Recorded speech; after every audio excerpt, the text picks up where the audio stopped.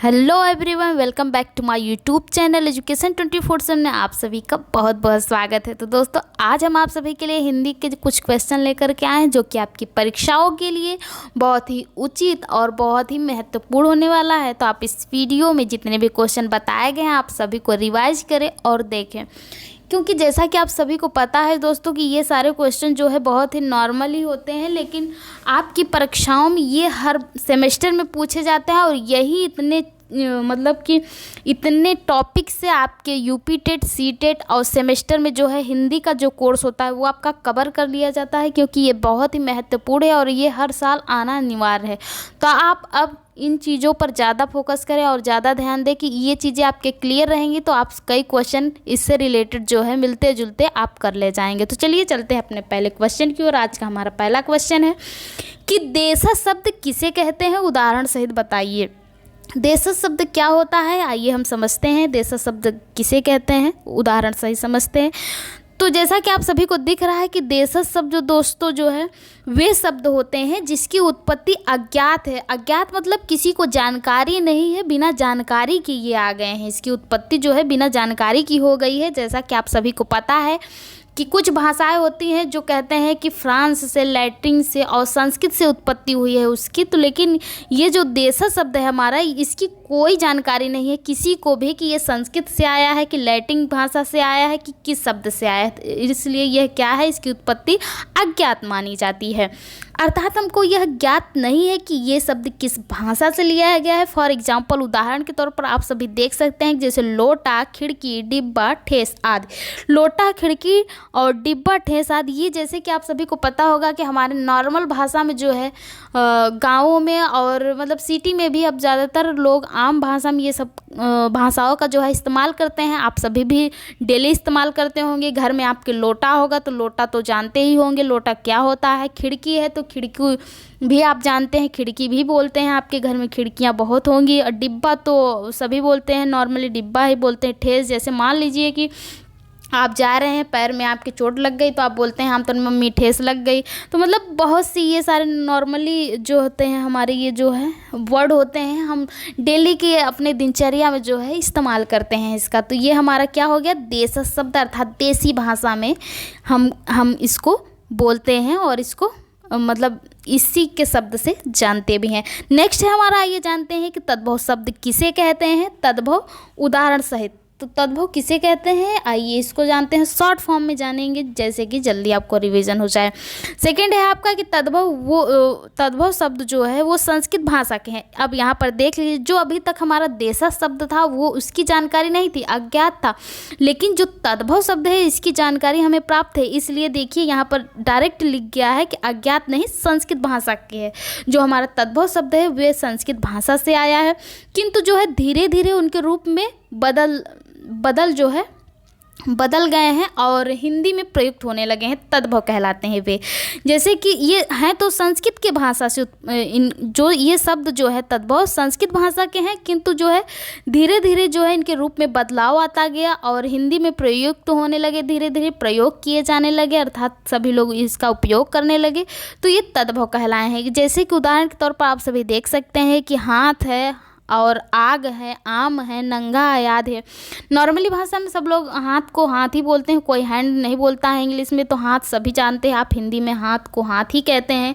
आग को आग, गांव की भाषा में आप लोग आगी भी बोलते होंगे और आग बोलते हैं। आम को आम ही बोलेंगे, मैंगो बोलेंगे। ये सब तो है हमारा। नंगा है तो नंगा ही है आदि। ये सब हमारा क्या हो गया, ये तद्भव शब्द हो गया हमारा, जो कि संस्कृत भाषा से है। और नेक्स्ट है हमारा कि तत्सम शब्द किसे कहते हैं। जी हाँ, ये सारे क्वेश्चन जो है आपके मोस्ट इंपॉर्टेंट होते हैं। लग तो रहा होगा आप सभी को कि बहुत ही नॉर्मल ही है दोस्तों, लेकिन पता है ये जितने भी टॉपिक हैं सारे आपके यूपी टेट सेमेस्टर में यहीं से कवर किए जाते हैं। हर साल फंसना ही फंसना होता है और ये सारे टॉपिक को तो आपको एकदम क्लियर कर लेना है, क्योंकि यहीं से 5-6 क्वेश्चन बन जाते हैं हर जगह, शॉर्ट टाइप में, लॉन्ग टाइप में। आप सभी काफ़ी बच्चे भूल जाते हैं क्योंकि सोचते हैं अरे ये तो नॉर्मल ही है, रिवाइज कर लेंगे, लेकिन ऐसे ऐसे करते करते टालते टालते भूल जाते हैं जो है। तो ऐसा नहीं करना है, आप सभी को रिवाइज मारते जाना है। यही सब तो हमारे नंबर को मतलब प्रतिशत में जो है बहुत ही ज़्यादा भागीदारी रखते हैं। तो नेक्स्ट हमारा चलते हैं, पढ़ते हैं आप सभी के समक्ष जो है तत्सम शब्द किसे कहते हैं, उदाहरण सहित बताइए। तो तत्सम शब्द जो है, ये तत्सम शब्द संस्कृत के शब्द हैं। जैसे कि देशज का तो अब पता नहीं चला है, लेकिन तद्भव का, तत्सम का हमें पता चला है कि ये जो शब्द है वो संस्कृत के शब्द से हैं और ये शब्द अपने मूल रूप में हिंदी में प्रयोग किए जाते हैं। तो संस्कृत के शब्द, लेकिन ये जो इसका प्रयोग किया जाता है वो हिंदी में प्रयोग किया जाता है। कैसे? जैसे हाथ को हस्त हो गया और आग को अग्नि हो गया, आम का आम्र हो गया आदि, ये संस्कृत भाषा में है। अभी ऊपर आप देखें, हस्त को हाथ भी कहते हैं, अग्नि को आग कहते हैं, आम्र को आम कहते हैं। उसी तरीके से ये संस्कृत है, वो हिंदी था, ये संस्कृत है कि हाथ को हस्त कहते हैं, आग को अग्नि कहते हैं, आम को आम्र कहते हैं। नेक्स्ट है हमारा कि रूढ़ि शब्द किसे कहा जाता है। दोस्तों उदाहरण से बताइए। तो यदि पूछता है आपसे कि रूढ़ि शब्द किसे कहा जाता है, क्या होता है, तो आप इसे आसानी से लिख सके और आसान भाषा में इसे कम से कम शब्दों में जो है एग्जामिनर के समक्ष आप प्रकट कर दें, जिससे कि वो प्रभावित हो कि आपको नंबर दे दे कि बच्चों को बहुत ज़्यादा ज्ञान है। कि जो कि जैसे कि बिहारी के एक वो है, गागर में सागर भरना, वही हाल हो जाएगा आप सभी का भी।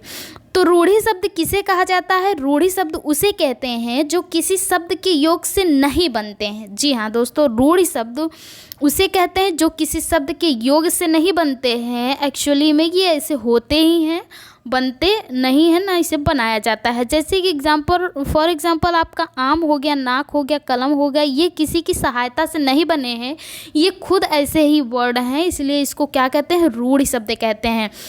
नेक्स्ट है आपका कि यौगिक शब्द किसे कहते हैं। जी हाँ दोस्तों, यहाँ पर दिया है, नेक्स्ट एंड लास्ट भी है आप सभी का, तो कम पढ़िए लेकिन अच्छे से पढ़िए और रिवाइज करिए। ज़्यादा अगर वीडियो ज़्यादा लंबी हो जाती है तो बहुत ज़्यादा बच्चे बोर होने लगते हैं, तो इसलिए मैंने कम से कम क्वेश्चन लिया है, जैसे कि आप सभी को मज़ा भी आए और अच्छा भी लगे, जल्दी ख़त्म भी हो जाए।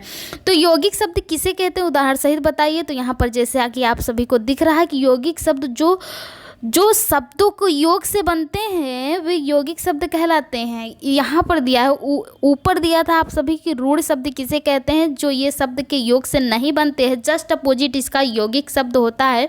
यौगिक का मतलब होता है कि दो शब्दों के योग से मिलना, जोड़ना, अर्थात मिलकर बनना, ये यौगिक शब्द कहलाते हैं। जैसे विश्वविद्यालय, पुस्तकालय, छात्रावास, विद्याधनालय, ये सब क्या है? जुड़कर बने हैं ना।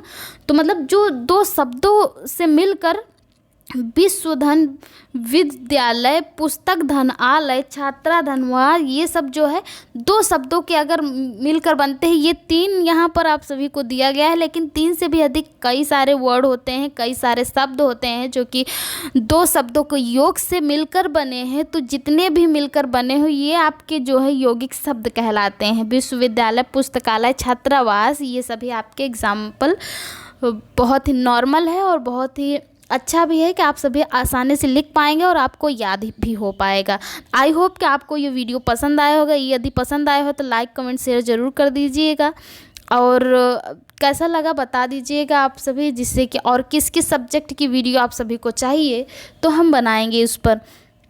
तब तक के लिए धन्यवाद। थैंक यू दोस्तों, नमस्कार।